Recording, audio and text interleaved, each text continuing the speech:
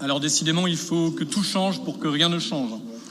Et pour ce faire, rien de tel qu'une vieille recette toujours pareillement appliquée, avec une bonne dose de communication, des inaugurations à gogo et une saturation de l'espace, le temps que la communication municipale reste dans vos mains exclusives. Au final, que d'agitation constatée. On en verrait même poindre un peu de panique. Du calme, mes chers collègues, vous n'avez pas encore perdu, pas encore. Car pourtant, à l'image de la météo et du climat, les sujets brûlants ne manquent pas à Mulhouse. Qui y était dit au revoir à la tranquillité, ainsi en va-t-il dans notre ville. Les rues et les grandes artères sont désormais systématiquement l'objet de rodéos à moto, de courses entre gros bolides qui déboulent à toute berzingue en pétaradant ou en s'amusant à crisser les pneus, en faisant 10 fois le tour d'un rond-point à folle allure. La définition même de la violence routière. Alors, face à ce phénomène chaque année plus intense, votre action et votre impulsion semblent bien dérisoires. Vous pouvez toujours nous sortir les statistiques des verbalisations, mais le fait est que les mises en fourrière sont trop rares, que les contrôles du bruit émis par les véhicules ont lieu très rarement, et nous savons aussi bien sûr que les équipages patrouillant la nuit sont aussi en nombre insuffisant. Vous disposez par ailleurs d'une boîte à outils avec des propositions d'action suite aux travaux du groupe de travail sur la sécurité routière initié par mes soins à M2A. Il est désormais donc temps d'agir. Les aménagements de voirie peuvent aussi aider à calmer le phénomène et à dissuader les potentiels contrevenants.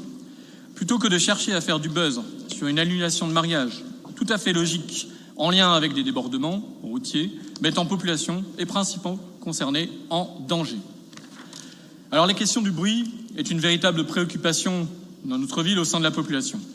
Les riverains de Mulhouse-Plage, mobilisés pour faire valoir leur droit à la tranquillité, se doivent d'être écoutés, pas seulement d'une oreille. Une réelle concertation bien en amont avec les interlocuteurs de la ville uniquement aurait été un cadre de discussion adéquat pour prendre en compte leurs doléances, désamorcer les légitimes inquiétudes et comprendre les dysfonctionnements de l'édition 2024 avec une quasi-absence d'intervention de la ville pour remédier aux problématiques rencontrées alors. Entendre et se faire entendre, car en la matière, nous avons de légitimes inquiétudes. Se faire entendre de nos partenaires institutionnels est un enjeu en soi. Le dossier de la liaison TGV Lille-Mulhouse, suspendu en 2020, est emblématique d'une voie mulhousienne qui porte moins haut et moins fort.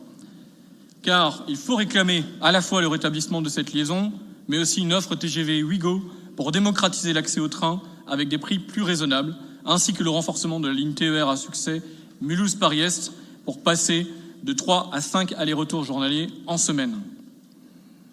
Entendre les pompiers mulhousiens et donc se faire entendre de la CEA, c'est demander à ce que le projet de nouvelle caserne à Isaac soit revu afin de ne pas amputer une partie des effectifs du centre de secours de Mulhouse.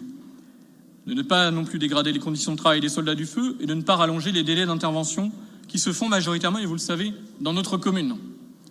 Avec 8 millions d'euros de contribution annuelle au SDIS, Mulhouse doit avoir son mot à dire.